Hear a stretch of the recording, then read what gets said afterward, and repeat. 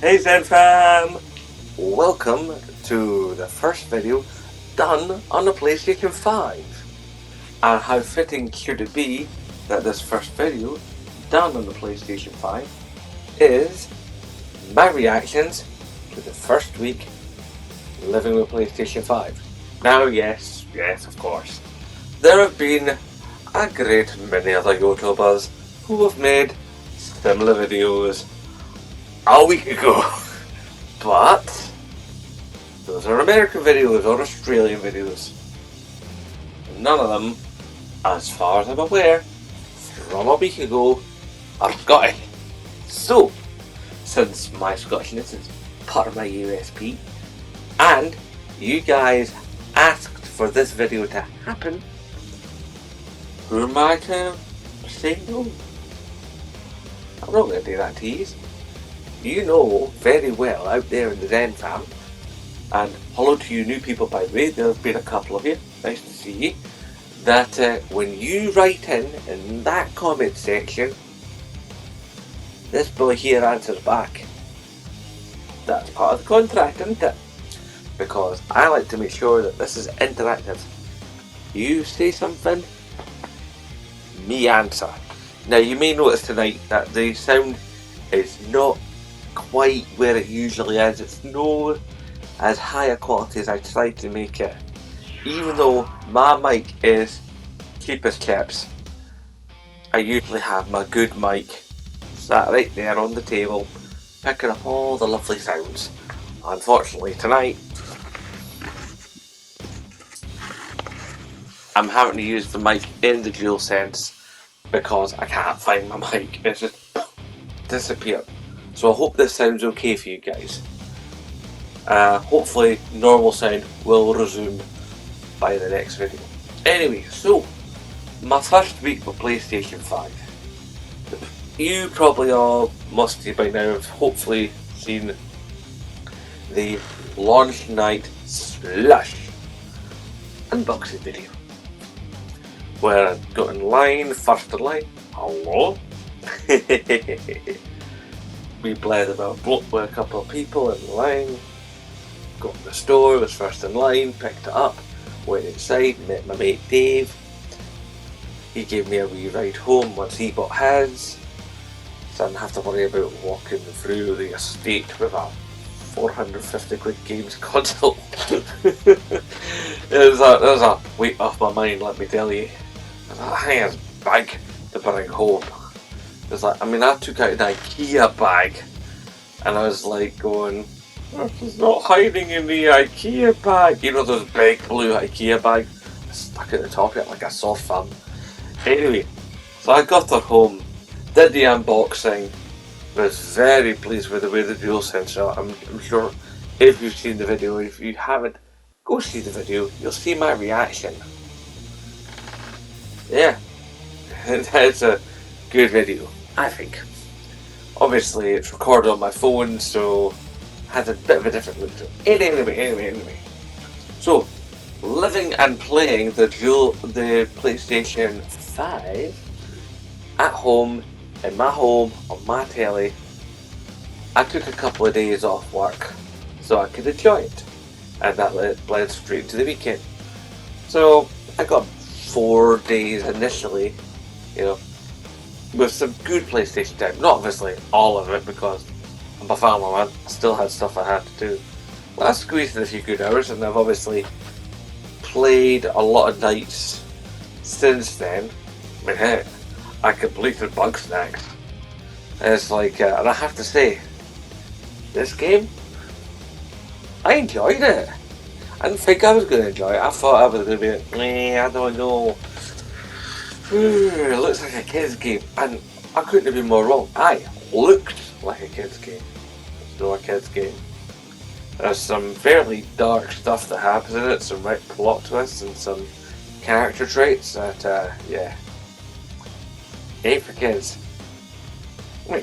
Nothing bad, nothing that would cause them to be like having nightmares or anything, but just the adult subject matter and themes. I don't want to give any spoilers, but yeah, there was stuff going on that like kids wouldn't get. Seriously, just would not get. Or if they did get, there'd be too many questions, and a lot of parents ain't want to bother with them questions, especially when you're trying to keep your game on. But yeah, so many positive features. I mean, yes, okay, we all know about the high speed, almost complete lack of loading times. Is it like just a sort of almost a formality, just so your brain can go, I'm going to the next area. You know, you have to open a door before you go into the next room. You know, that sort of thing. It's sort of like just enough for your brain to get a handle on what is actually going on. Otherwise, you know, you'd be all lost. Be like, whoa. But I think eventually this games will just go boom straight into it, and I'll be happy with that. I'm happy now. It's like the cards are really useful. Sort of like if you need a wee shove in the right direction, or you want to make sure you're actually doing the right thing, you're actually hunting for the right beastie in the right place, like in bug stacks, then they are brilliant for that. They really, really are. They proper thought into how these cards are going to implement and how they implement along the way. And as long as they keep on going with this, especially for third parties, then I think this is a serious boon, especially if you're a trophy hunter. If you're a trophy hunter, these cards, they are your friend. Obviously, the switcher is good, but could be better. I mean, it could be a bit more like, you know, the suspend and resume of the Xbox, but it's what we got right now, and I'll take it. And maybe it'll get a little bit of a tweak along the way, because PlayStation do love to tweak their stuff, don't they? Although if there's one thing I wish they had tweaked, was just a couple more USB ports, even on the back.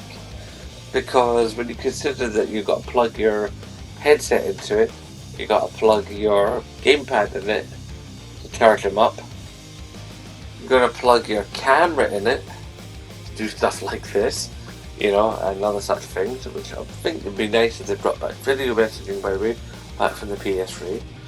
Yeah.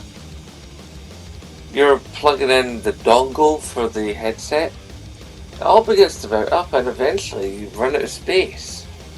I mean, like, if I wanted to put in a hard drive, you know, to like save some PS4 games on my PS5, then I'd be having to unplug something. And I'm already having a bit of a case of, if I get one more thing, I can't plug nothing in. That's simple. I mean, hell, to get my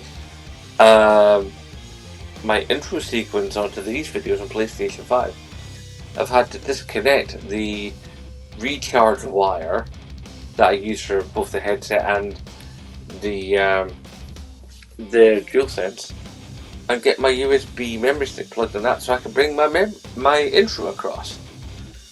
So yeah, there's a lack of ports on the machine. I think it easily could have done with a couple more USB ports. But however, there is keyboard and mouse support on PlayStation 5. Don't know if I'll ever get to use it, but it's nice to know it's there. What else? The DualSense, of course, is an absolute revelation. Incredible controller. Never felt anything quite like it. But yet, at the same time, it feels very, very familiar. It's very strange, but I really like it. It's like, it just feels really good. It feels really responsive. The underside has got that grip to it. And it feels like my hands could be soaking wet and I wouldn't lose control. You know, obviously I wouldn't play soaking my hands, but you get my drift. It's just a really comfortable, well-operating system. You know, obviously it's not perfect, it's got, you know, its weak points, but they'll get patched. That's what happens. I mean, I know full well, as a day one adopter, there's going to be issues going in. I know this, okay? You don't need to put that in the comment section, guys. I know who I'm basically a beta tester here.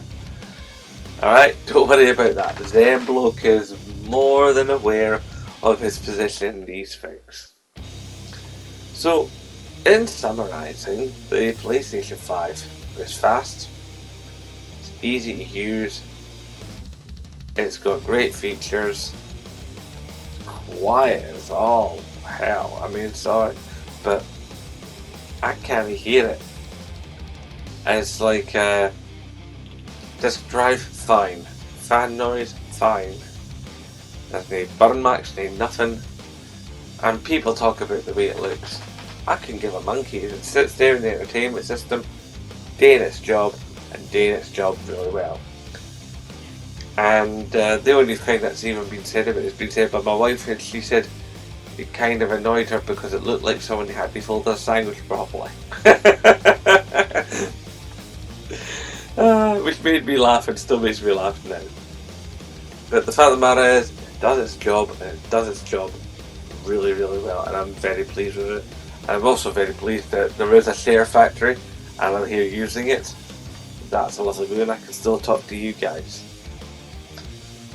Okay, I think it's probably time I wrap this up, because I don't want this video to get too long. So, for all you new people, this is how Zenbloke closes a video. Hashtag support Scottish YouTubers, and of course, as always, aye, nae bother.